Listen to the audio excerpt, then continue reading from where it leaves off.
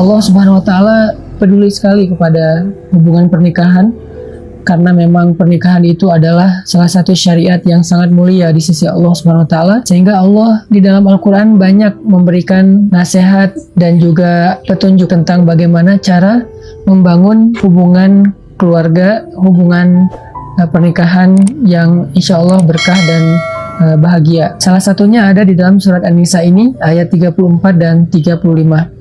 Di mana Allah Subhanahu wa taala berfirman, A'udzu billahi minasy syaithanir rajim. Bismillahirrahmanirrahim. Ar-rijalu qawwamuna 'alan nisa'i bima faddala Allahu ba'dahum 'ala ba'd وبما أنفقوا من أموالهم فالصالحات قانتات حافظات للغيب بما حفظ الله واللاتي تخافون نشوزهن فعظوهن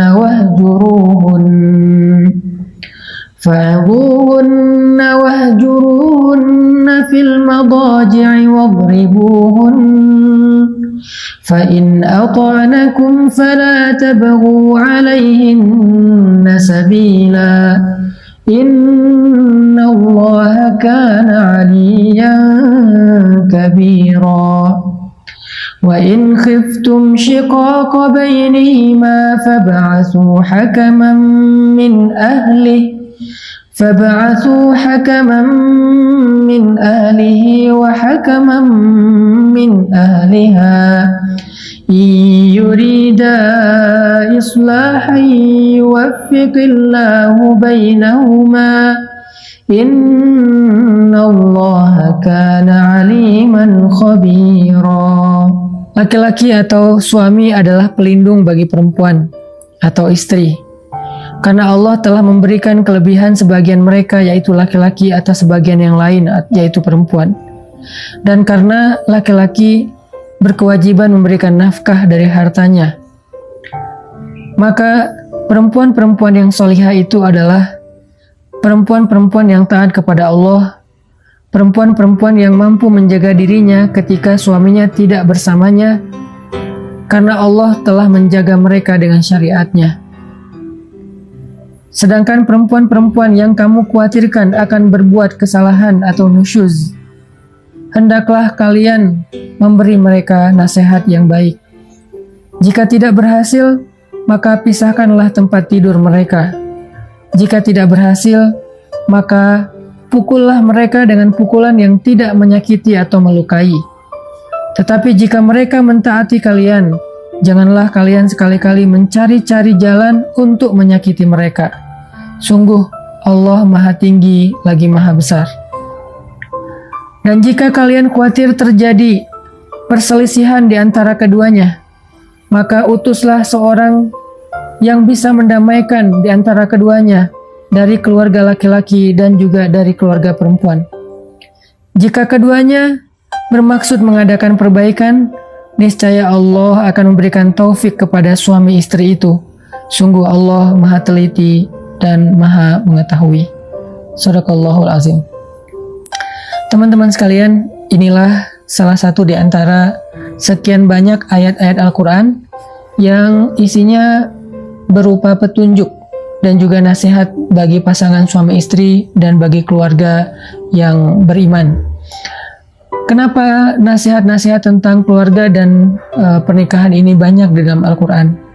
Karena memang pernikahan adalah salah satu di antara ibadah yang pahalanya luar biasa. Bahkan pahala ibadah pernikahan ini tidak berhenti dengan durasi waktu yang seperti sholat, hanya dilakukan sekitar 10 menit, atau ibadah puasa yang dilakukan hanya selama 1 bulan, atau ibadah haji yang dilakukan hanya selama beberapa hari, hanya dengan ritual tawaf, sa'i, wukuf, dan seterusnya. Tetapi pernikahan ini adalah ibadah seumur hidup, atau ibadah sepanjang ikatan pernikahan itu masih ada, dan dalam sehari ibadahnya berlaku selama 24 jam. Jadi suami istri ketika mereka mengikat janji dengan syariat Allah yang halal, maka sejak saat itu mereka sudah mulai beribadah. Dan Allah Subhanahu wa Ta'ala suka jika hambanya itu meneruskan ibadah mereka secara istiqomah. Sehingga bisa dikatakan kenapa Allah membenci perceraian? Karena sesungguhnya perceraian itu menghentikan seseorang dari ibadah dan justru membawanya kepada banyak fitnah dan syubhat. Orang yang sudah bercerai atau yang ditinggalkan oleh pasangannya, maka akan sangat mudah bagi dia jatuh kepada fitnah dan ataupun syubhat. Maka dari itu Islam sangat tidak menyukai perceraian, karena Allah juga membenci perceraian, sehingga ini harus menjadi satu rasa yang ada di hati kita, bahwa iman itu adalah perasaan cinta, perasaan benci, perasaan bahagia, perasaan takut, perasaan yakin. Perasaan adalah hakikat dari iman. Sehingga kalau misalnya kita belajar iman kepada Allah Subhanahu wa Ta'ala, kita juga belajar untuk memunculkan rasa yang sesuai dengan keinginan Allah Subhanahu wa Ta'ala. Misalnya Allah mencintai sesuatu, kita belajar mencintai itu. Allah membenci sesuatu, kita juga belajar membenci itu. Maka ketika Allah Subhanahu wa Ta'ala benci kepada perceraian, maka orang yang beriman harusnya juga benci dengan hal yang sama. Suami benci untuk menceraikan istrinya. Istri benci untuk meminta diceraikan oleh suaminya. Begitu juga mertua, orang tua, atau sahabat, siapapun di antara orang beriman, nggak boleh kita menganggap perceraian itu sebagai sesuatu yang biasa saja. Apalagi sampai menyukai perceraian, mengharapkan perceraian, baik perceraian diri kita ataupun orang lain. Justru kita membenci perceraian karena Allah membencinya. Mencintai pernikahan, mencintai pasangan halal kita karena Allah pun mencintai kebaikan itu. Ini yang disebut dengan iman. Sehingga Allah Subhanahu wa Ta'ala memberi kita nasihat dan petunjuk bagaimana caranya agar hubungan suami istri ini semakin baik, semakin saling mencintai, dan mereka tidak pernah terfikirkan untuk berpisah. Sebagaimana yang tadi saya sampaikan, bahwa kita harus membenci perceraian. Buat kita perceraian itu bukanlah suatu pilihan, bahkan kita menghindari perceraian dengan cara apapun. Seorang suami menghindari perceraian untuk tidak mengatakan talak, seorang istri juga menghindari perceraian untuk tidak mengecewakan suaminya, untuk tidak meninggalkan suaminya, untuk tidak memancing suaminya, untuk saling mengalah supaya tidak terjadi perceraian. Kenapa? Karena kita benci dengan perceraian. Kenapa harus benci dengan perceraian? Karena Allah membenci perceraian. Lalu di dalam ayat ini Allah memberi nasihat tentang tugas masing-masing di antara suami dan istri. Karena salah satu yang menyebabkan perceraian ini terjadi adalah ketika masing-masing fokus dengan hak, bukan dengan kewajiban. Ketika kita fokus dengan kewajiban, insya Allah kita akan memenuhi hak. Tapi jika kita fokus dengan hak, biasanya kita tidak akan memenuhi kewajiban. Suami yang fokus dengan kewajibannya terhadap istri, maka dia akan memenuhi hak istri. Istri yang fokus dengan kewajibannya terhadap suami, maka dia akan memenuhi hak suami. Itu dikenal dengan istilah wafa dalam Islam. Makanya di dalam ayat ini Allah menasihati suami dan istri sekaligus supaya mereka sama-sama fokus, supaya mereka sama-sama berusaha untuk memenuhi kewajiban mereka agar mereka bisa menyempurnakan hak pasangan mereka. Yang pertama Allah katakan ar-rijalu qawwamuna 'alan nisa. Tugas ataupun kewajiban laki-laki. Kewajiban laki-laki itu adalah qawwamun, meluruskan. Maka ketika Allah katakan laki-laki adalah yang meluruskan perempuan, maka di sini Allah Subhanahu wa Ta'ala memberi nasihat kepada suami agar mereka menjaga kewajiban mereka. Tugas utama mereka adalah meluruskan istrinya. Arti meluruskan istrinya, Allah Subhanahu wa Ta'ala berfirman di dalam surat At-Tahrim, ya ayyuhalladzina amanu qu anfusakum wa ahlikum naro. Wahai orang yang beriman, wahai para suami, jagalah diri kalian dan keluarga kalian dari api neraka. Maka tugas pertama seorang suami adalah meluruskan istrinya, keluarganya, agar tetap berada di jalan Allah yang kita kenal dengan nama jalan yang lurus. Sehingga dengan begitu dia menjaga pasangannya dan keluarganya dari api neraka. Karena api neraka itu ada di jalan yang bengkok. Karena api neraka itu ada di dalam jurang-jurang yang membentang sepanjang jalan yang lurus itu, di kanan dan kirinya. Sehingga ketika orang tergelincir dengan hawa nafsunya kepada jurang di sebelah kiri, maka dia jatuh ke neraka. Jika orang tergelincir dengan idealismenya yang kaku, lalu dia ghulu, berlebih-lebihan dalam agama, dia juga akan jatuh dalam lubang ataupun jurang api neraka. Maka tugas suami adalah menjaga agar istrinya dan keluarganya tetap lurus di jalan Allah Subhanahu wa taala. Menjaga keluarganya dengan ilmu agama. Kalau suaminya tidak paham agama, maka tugas dia adalah mengajak pasangannya dan keluarganya sama-sama belajar agama. Dia tidak harus menjadi seorang ustadz, tapi dia bisa membawa keluarganya kepada para ustadz, bisa membawa keluarganya kepada para kiai, bisa membawa keluarganya kepada ta'lim, bisa membawa keluarganya kepada para guru, bisa membawa keluarganya kepada ilmu yang ada di masjid atau di beberapa tempat-tempat belajar agama. Ini artinya tugas suami yang pertama ternyata bukanlah masalah materi, bukan masalah kasih sayang yang sifatnya cinta, tapi adalah masalah akhirat. Itu tugas pertama. Kemudian tugas yang kedua, Allah Subhanahu wa taala menyebutkan di ayat yang sama, bima anfaqu min amwalihim. Tugas yang kedua adalah anfaqu min amwalihim, menginfakkan harta mereka. Maka di sini jelas bahwa tugas seorang suami adalah menafkahi istri dan keluarganya, anak-anaknya. Dan ini bukan soal siapa yang penghasilannya paling besar, tapi ini soal tanggung jawab, ini soal izzah atau kehormatan seorang laki-laki. Bahkan seorang suami tetap harusnya memberikan nafkah kepada istrinya, walaupun istrinya punya kapasitas, punya harta yang lebih banyak daripada suaminya. Itu yang dilakukan Rasulullah SAW kepada Khadijah. Ketika Rasulullah menikah dengan Khadijah, Khadijah jauh lebih kaya daripada Rasulullah. Tetapi Rasulullah sebagai seorang laki-laki sejati tetap memberikan nafkah kepada Khadijah, karena kaidahnya harta laki-laki, harta suami adalah harta istri, sedangkan harta istri hanya harta istri.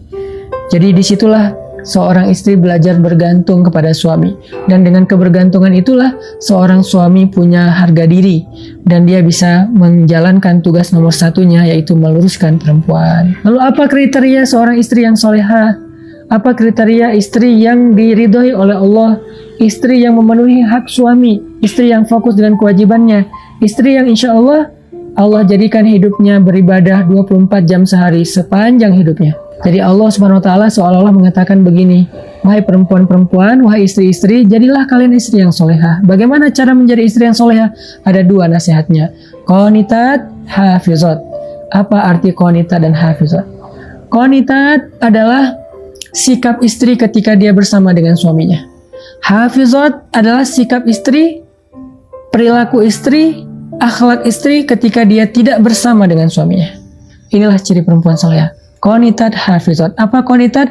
Dia seorang istri yang ketika bersama dengan suaminya, dia istri yang sangat menyenangkan. Kata Nabi, perempuan solehah itu kalau dipandang oleh suaminya menyenangkan. Ekspresi wajahnya menyenangkan, ucapan lemah lembutnya menyenangkan, kemudian kemesraannya menyenangkan, kemudian ketaatannya kepada suami ketika suaminya menasihati dia menyenangkan suami, tidak pernah membuat suaminya marah, tidak pernah membuat suaminya sedih. Ini adalah qanitat, seorang perempuan yang solehah ketika dia bersama dengan suaminya. Kemudian yang kedua, hafizat. Hafizat artinya solehah ketika dia tidak bersama dengan suaminya. Kapan? Ketika suaminya pergi dan dia di rumah menjaga dirinya, tidak mengkhianati suaminya, atau ketika dia keluar rumah sendiri, bagaimana cara dia berpakaian, bagaimana cara dia bergaul, bagaimana cara dia menjaga dirinya, batasan-batasannya sebagai muslimah walaupun dia bekerja, karena tidak masalah muslimah bekerja selama dia mampu menjaga batasan. Termasuk hafizat, perempuan yang mampu menjaga dirinya di sosial media, karena mungkin suaminya tidak selalu bisa memantau dia. Ketika dia japrian sama laki-laki lain, ketika dia satu grup sama orang lain, ketika dia di akun-akun sosial media dengan orang lain, ada yang DM, ada yang komen, posting, live streaming, dan seterusnya, dia mampu menjaga dirinya meskipun tidak ada suami di sebelahnya. Ketika dia mengetik teks yang dikirimkan kepada orang lain, laki-laki, seolah-olah ada suami di sebelahnya, seolah-olah suaminya melihat apa yang dia tuliskan, dia memperhatikan emotikon yang dia pakai, dan seterusnya. Inilah istri yang solehah, yang mampu menjaga dirinya ketika dia tidak sedang bersama dengan suaminya. Lalu setelah Allah memberikan nasihat kepada suami dan istri, Allah kemudian mengambil beberapa contoh konflik yang terjadi. Salah satunya adalah ketika istri tidak lagi patuh kepada suami. Apa tugas suami? Maka tugas suami ketika istrinya tidak patuh, fa'idhuhun, nasihati mereka secara baik-baik. Menasihati secara baik-baik itu artinya bukan memarahi, bukan menjudge, tetapi mencari bahasa yang membuat istri merasa nyaman dengan nasihatnya. Atau bisa juga memberi nasihat secara tidak langsung. Mungkin mengajak dia ke taklim supaya dia bisa mendengar nasihat yang dia inginkan dari seorang ulama dan seterusnya. Atau dia juga bisa mencari materi di YouTube atau mencari materi di sosial media yang kemudian dia perdengarkan kepada istrinya. Ini artinya kalau kita ngerasa kurang kapasitas agama, kita bisa menasihati istri kita melalui perantaraan ulama atau orang yang lebih mengerti agama. Kalau ternyata nasihat-nasihat ini tidak berhasil, tidak merubah dia sekian lama, bukan sehari 2 hari pastinya, tapi butuh waktu, ternyata tidak berubah, bahkan dia menolak nasihat ini, wahjuruhun, maka step berikutnya adalah pisah tempat tidur.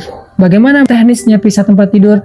Istri tetap tidur di kamar, suaminya yang keluar. Jadi bukan istrinya yang di sofa, suaminya di kamar, tapi suaminya di sofa, istrinya di kamar. Kalau ternyata ini juga belum berhasil, bahwa istrinya tidak ngaruh pindah tempat tidur juga, dia makin nyaman tidur sendiri misalnya, maka wadribuhun, pukullah istrimu dengan pukulan yang tidak melukai dan menyakiti. Maksudnya gimana? Ini memang ada syariatnya, tetapi Nabi tidak pernah melakukannya. Ini syariat, tetapi sahabat hampir tidak ada yang melakukannya. Kenapa? Ini kondisinya sangat-sangat khusus. Memang kadang ada istri yang memang melakukan pelanggaran yang mungkin sudah terlalu kelewat batas dan memang harus ditegasi oleh suaminya. Tapi itu pun tidak boleh menyakiti dan melukai. Kalau pernah dipraktekkan oleh seorang ulama itu adalah pukulan di bagian pahanya atau di bagian lengannya dengan pukulan yang hanya bukan pukulan, lebih tepatnya mungkin hanya sekedar diingatkan gitu dengan satu sentuhan. Kamu jangan begitu. Aku tidak suka kalau kamu begini dan seterusnya. Dengarkan nasihat aku. Dan ini sama sekali bukan pukulan, cuman bahasanya saja pukulan. Tapi ada keterangan di dalam hadis yang tidak menyakiti, melukai, tidak boleh di wajah, tidak boleh di perut, tidak boleh di bagian-bagian yang bisa membahayakan dia. Tapi kalau istrinya taat, arti taat di sini mendengar nasihat suami, menyenangkan suami. Kalau dia sesekali salah itu hal yang manusiawi. Yang dimaksud dengan kesalahan yang harus ditegasi di sini itu kesalahan yang bahkan secara syariat itu fatal, dosa besar misalnya. Tapi kalau hanya lupa, mungkin istri lagi baper karena dia lagi datang periodenya, maka ini masih dalam kategori taat karena itu manusiawi, masih wajar. Maka kalau dia taat, janganlah kalian wahai suami-suami mencari-cari cara untuk menyusahkan mereka, menjudge mereka, menuduh mereka dengan tuduhan macam-macam, apalagi sampai mengancam untuk menceraikan mereka. Ini nggak boleh, ini dosa besar bagi seorang suami. Lalu ditutup dengan nasihat lain, kalau juga ternyata kalian tidak bisa menyelesaikannya sendiri, maka datangkanlah seorang hakim. Hakim di sini bisa perwakilan masing-masing keluarga, suami istri, bisa juga orang bijak di luar mereka, untuk bisa mengislah. Islah itu mendamaikan. Maka mendamaikan di antara suami istri salah satu di antara tugas mulia. Jadi kalau suami ini punya sahabat, istri ini punya sahabat atau keluarga yang bisa menjadi juru damai, maka orang yang mendamaikan ini mendapatkan pahala yang sangat besar di sisi Allah Subhanahu wa taala.